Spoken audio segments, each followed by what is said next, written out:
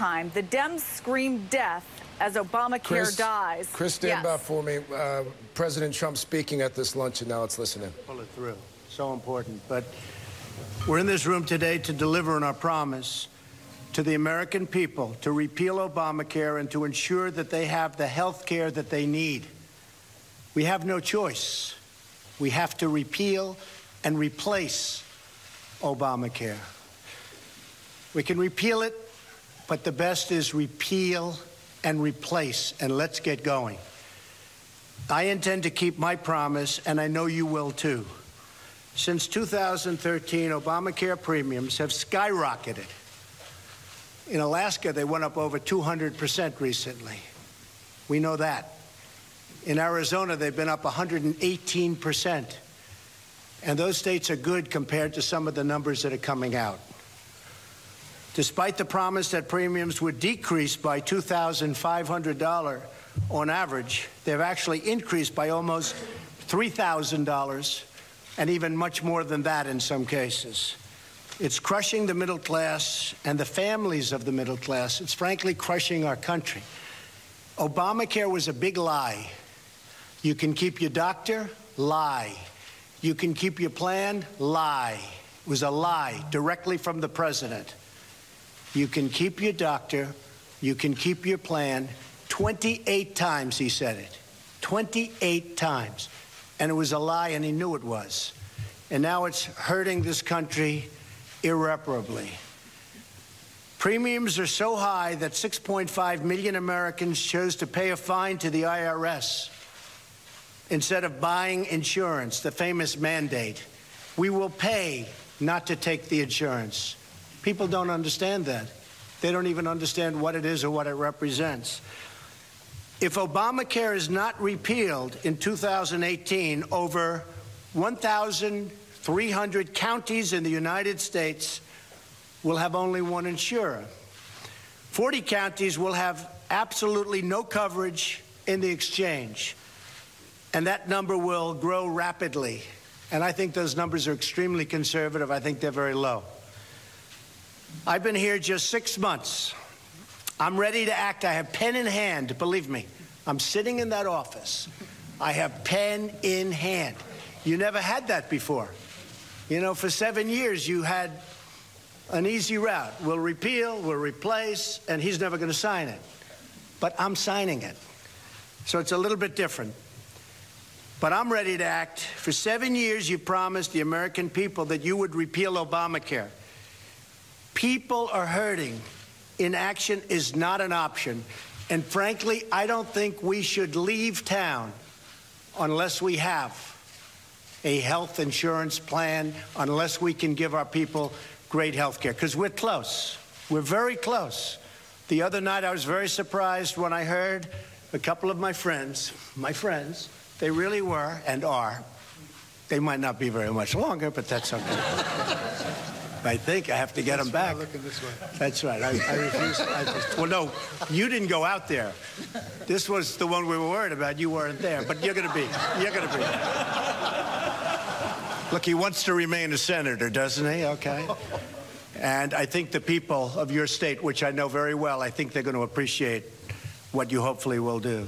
Any senator who votes against starting debate is really telling America that you're fine with Obamacare. But being fine with Obamacare isn't an option for another reason, because it's gone. It's failed. It's not going to be around. We pay hundreds of millions of dollars a month in subsidy that the courts don't even want us to pay. And when those payments stop, it stops immediately. It doesn't take 2 years, 3 years, 1 year. It stops immediately. On the other hand, and I have to say this, a yes vote will let senators debate the future of health care and suggest different ways to improve the bill. And we're going to do that today. That's what we're going to do at lunch. We are so close. The way I looked at it, you know, we have no Democrat help. They're obstructionists. That's all they're good at, is obstruction. They have no ideas. They've gone so far left. They're looking for single payer. That's what they want.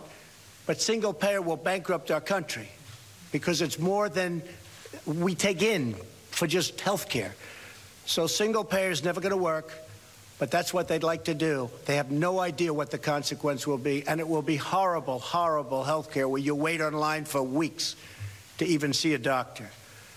But we're going to expand tax-free health savings account, the HSAs, to increase health care coverage, getting Washington out of the way and giving more control and funding back to the states, stabilizing exchanges so that those pre-existing conditions are protected. You know, you listen to Schumer, and before he even knew what the plan said, he didn't see it. Most of the people in this room never saw it. And he was saying, death, everyone's going to die, death, death, death. That's the only thing they're good at. And this is a great plan. This isn't just a good plan. This is far better than Obamacare and more generous than Obamacare. Saving Medicaid, which is on an really unsustainable path, and let states spend those dollars freely. So the states are going to be able to spend the dollars.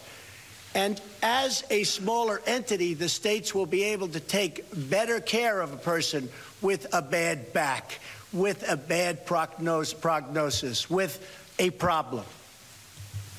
I'd like the federal government to focus on the Middle East, to focus on North Korea, to focus on things where we have very big problems. The states can do a better job than the federal government when it comes to health care. And that's what we're letting you do. And we're committing $45 billion to help combat the opioid epidemic, and some states in particular like that. So my message today is really simple. We have to stay here. We shouldn't leave town. And we should hammer this out and get it done. And not just a repeal. Hey, it was sort of early on, along with a few of the other folks at the table. The repeal was fine. I was with. But we ought to get more than a. I think the people of this country need more than a repeal. They need a repeal and a replace. And we were very, very close. And then little things happened. But now we're very close again. We have to get it there. Now, with John Cornyn the other night, we had a couple of things that we put down on paper. I'm just going to read them really fast, but these are some of the things that are done, because the Democrats are always selling their plan, but they don't do that anymore. They don't talk about Obamacare anymore because they can't, because it's failed. They know it. So they're selling their plan, and we never sell our plan. If we're weak on anything, it's on letting people know how good it was. So we wrote down these few things. Repeals the individual mandate. How big is that? Where people are paying not to have insurance. Nobody ever talks about that. Repeals job-killing employer mandate. How big is that? Will substantially lower premiums. And remember this, cross-country lines, cross-state lines, where you have where it's almost impossible for insurance companies to compete in different states. We can't because of, unfortunately, the 60 votes. Put that here, but it's going to come very soon. We're putting it in a popular bill, and that will come. And that will come, and your premiums will be down 60 and 70%. People don't know that. Nobody hears it. Nobody talks about it. But your premiums are going to. We're going to have the cross-state lines knocked out, and you'll have insurance companies bidding. You'll have forms of insurance that you don't even know about right now, because that's the way it works. There's going to be tremendous competition. So your premiums will be substantially lower. Repeals burdensome taxes, big. Will restore choices. The bill also provides for expanded coverage options. So you're going to have a tremendously expanded coverage and options. Will stabilize insurance markets. The markets right now, by the way, are gone. They're a mess. And depending on what happens here, depending on what happens over the next couple of weeks, the insurance companies are all fleeing. Will protect pre-existing condition coverage. You listen to the Democrats, they say, oh, they're giving up. You're going to have better pre-existing than they had in their plan. And you're going to be protected. Will allow the use of pre-tax dollars to pay premiums. Will expand the HSAs. Will devote substantial resources to fight opioid and other substance abuse. Will provide better coverage for low-income Americans. By the way, low-income Americans under our plan. And we're doing things at this meeting, which I think you'll be very happy about, because we're going to spend some more money to make sure everybody is protected. We'll provide better coverage for low-income Americans. We'll improve medical outcomes for low-income Americans. Puts Medicaid on a sustainable path, which it's not on right now. Levels the playing field for states when it comes to federal dollars. Reforms major entitlements, now a principal driver of the $20 trillion debt that we have. And will redirect authority from Washington, D.C. to the states, which I've already said, where they can innovate and develop the best practices, and on a smaller basis, they'll be able to take care of people better. So we can repeal, but we should repeal and replace, and we shouldn't leave town until this is complete, until this bill is on my desk, and until we all go over to the Oval Office. I'll sign it, and we can celebrate for the American people. Thank you very much. Thank you. Thank you very much.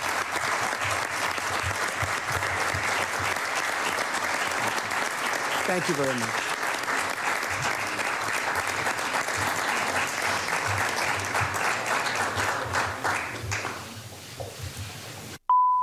And there you have it. President Trump just a few moments ago there at the White House urging senators not to leave town. Of course, Congress set to leave next week and not return to Washington until September, until after Labor Day. President Trump asking them to stick around and get a bill on his desk.